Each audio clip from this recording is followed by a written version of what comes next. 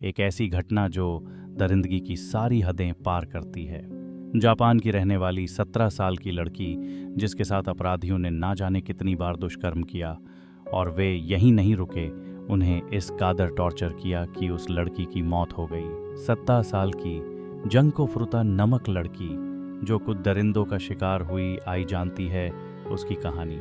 Video को पूरी देखें और हमारे साथ बने रहें इसी तरह की दिल दहला देने वाली वीडियो देखने के लिए। फुरुता का जन्म 18 जनवरी 1971 को हुआ था और वह मिसाटो सैतामा प्रांत में पली बढ़ी, जहां वह अपने माता पिता, बड़े भाई और छोटे भाई के साथ रहती थी।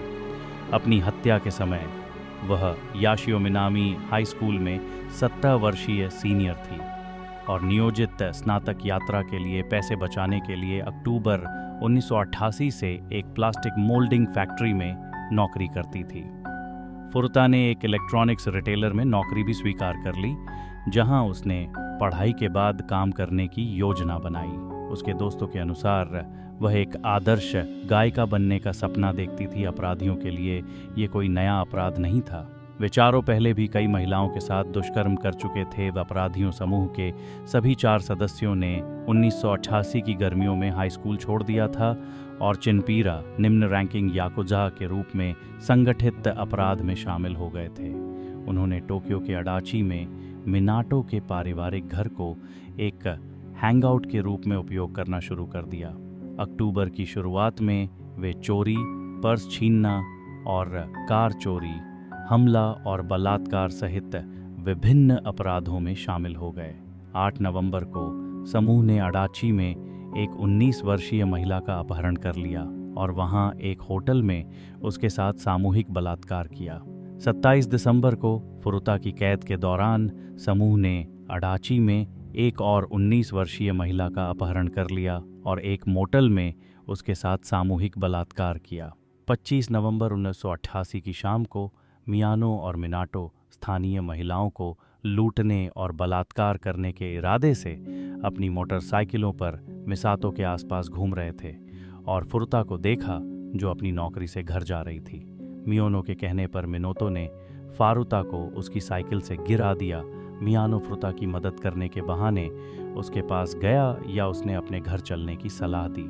उसने फुरुता का विश्वास जीत लिया या उसके पास के गोदाम में ले गया और फिर वो उसे धमकी देने लगा और खुद को याकूब का सदस्य होने का दावा करते हुए कहा कि वह उसे तभी छोड़ेगा जब वह उसके आदेशों का पालन करेगी। उस रात मियानो फुरुता को टैक्सी से अडाची के एक होटल में ले गया, जहां उसने उसके साथ बलात्कार किया। बाद में उसने मिनाटो के घर फ़ोन किया और ओगुरा को बलात्कार के बारे में बताया, जिसके बाद ओगुरा ने उससे कहा कि वह फुरुता को जाने न दे। 26 नवंबर की सुबह के समय मियानो फुरुता को होटल के पास एक पार्क में ले गया, जहां ओगुरा, मिनाटो और वतनबे इंतजार कर रहे थे।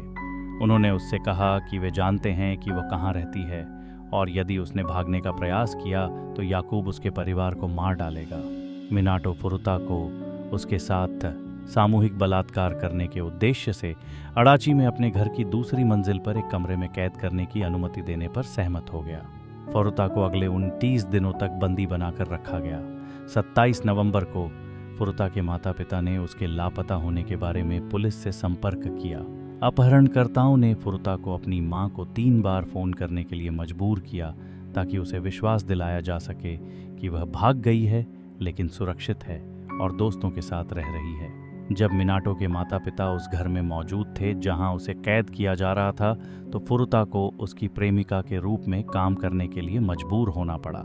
28 नवंबर की रात को मियानो और अन्य लोगों ने नाकामुरा और इहारा के साथ मिलकर फुरुता के साथ सामूहिक बलात्कार किया, जिसके बाद मियानो ने रेजर से उसके जघन के बाल काट दिए और उसके जननांग क्षेत्र को जलाने के लिए माचिस का इस्तेमाल किया।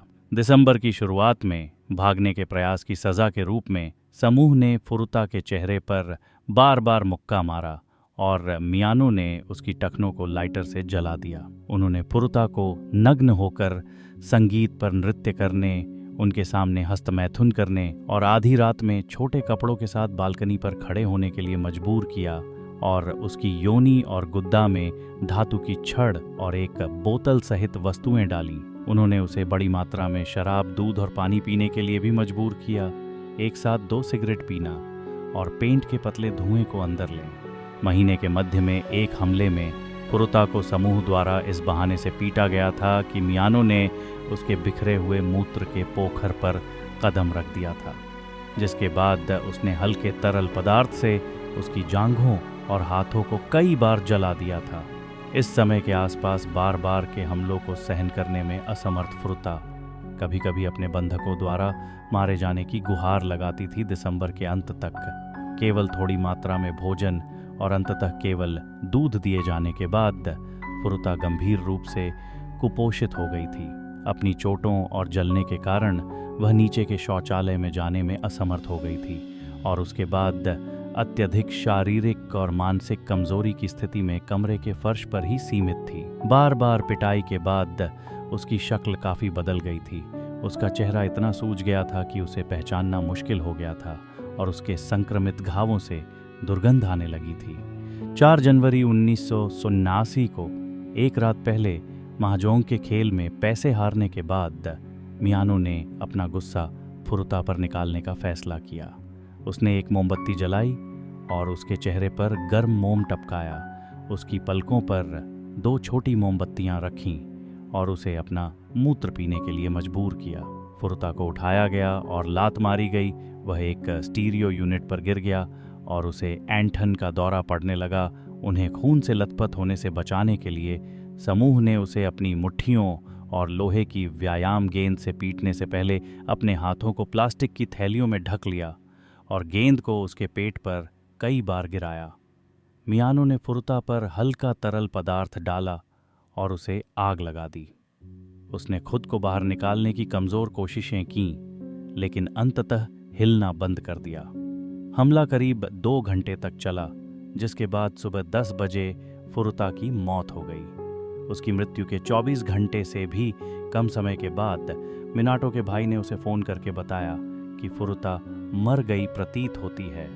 इस डर से कि उनके अपराध का खुलासा हो जाएगा, समूह ने पुरुता के शरीर को कंबल में लपेटा और एक बड़े यात्रा बैग में रखा।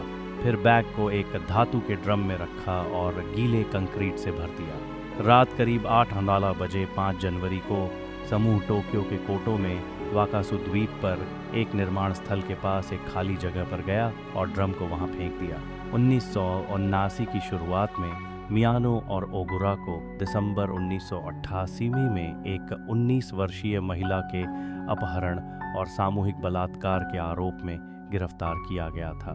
जब पुलिस ने मियानो से पूछताछ की तो उसने झूठा विश्वास किया कि ओगुरा ने पहले ही पुरुता की हत्या की बात कबूल कर ली थी और पुलिस को इसके बारे में पता था। वह दोषी था, इसलिए उसने उन्हें बताया कि उसका शव कहाँ मिलेगा। पुलिस शुरू में उसके कबूलनामे से हैरान थी, क्योंकि वे उससे एक अलग महिला और उसके 7 वर्षीय बेटे की हत्या के बारे में पूछताछ कर रहे थे, जो पुरुता के अपहरण से 9 दिन पहले हुई थी। एक मामला जो अनसुलझा है। 29 मार्च को पुरुता के शव वाला ड्रम बरामद किया गया और उंगलियों के निशान से उसकी पहचान की गई।